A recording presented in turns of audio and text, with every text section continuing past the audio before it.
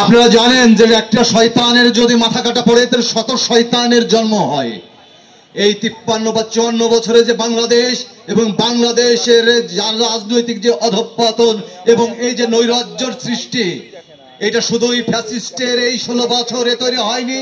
আমি দেখি যে এটা 54 বছরের অপরাজনৈতিক চর্চার কারণে আজ এই পরিস্থিতির সৃষ্টি হয়েছে এবং এর শেষ শয়তান হলো শেখ হাসিনা। রায় হলেই যে বিচার হয়ে যায় সেই প্রহসনের বিচার আমরা বাংলাদেশে দেখেছি। বিগত দিনে এমন অনেক রায় হয়েছে, হত্যা হয়েছে, মানুষ মরেছে। যারা মরে তাদের জনগণ বলে সস্তা করা হয়, কিন্তু দেশের মালিক এটা মাথায় রাখে না যারা রাজনৈতিক দল এবং সরকারে থাকে।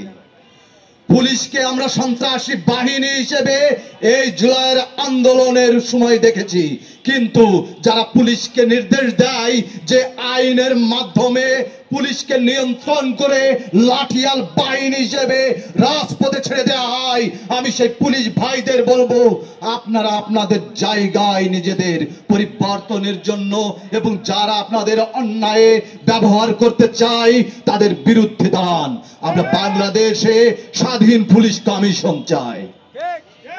আজকে 32 নম্বরে ছাত্র জনতা যারা গিয়েছে তাদের আপনারা দেখেছেন, সেখানে আমাদের ছোট ভাই যারা এই জুলাইয়ের আন্দোলনের অগ্রসৈনিক ছিল তাদের উপরে হামলা করে হয়েছে।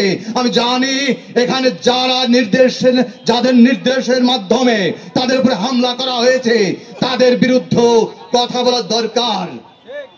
হাসিনা ভারতে অবস্থান করছে, হাসিনাকে ভারত পাঠাবে কিনা আমি জানি না। আমি মনে করি যে তাদের পাঠাবে না। আর বাংলাদেশের আইনে বিচারে কি রায় দিল, বাংলাদেশের বিচার এবং আইন কি করবে সেটার উপরে ভরসা না রেখে আমি একটা কথা বলতে চাই, বাংলাদেশ এবং বিগত 54 বছরে এবং এই 16 বছরে যারা হত্যার শিকার হয়েছে, যারা আহত হয়েছে, যারা জেলে ছিল, যারা নির্যাতিত নিষ্পেষিত ধ্বংস হয়ে গেছে, সেই মানুষগুলো কিন্তু এখনো জেগে আছে, তাদের আত্মীয় স্বজন বাংলাদেশে আছে।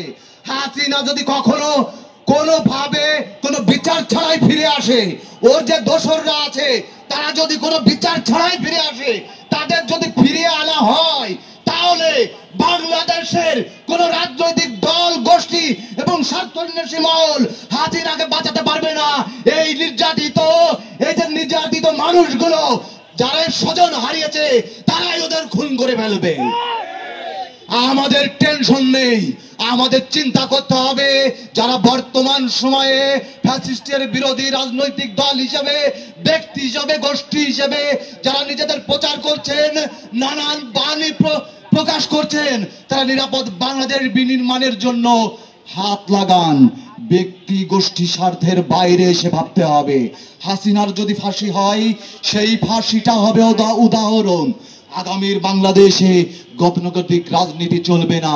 আমরা ড্রাকুলা হাসিনার ফাঁসির কার্যকর চাই, ফাঁসির রায় শুধুই নয়। ধন্যবাদ।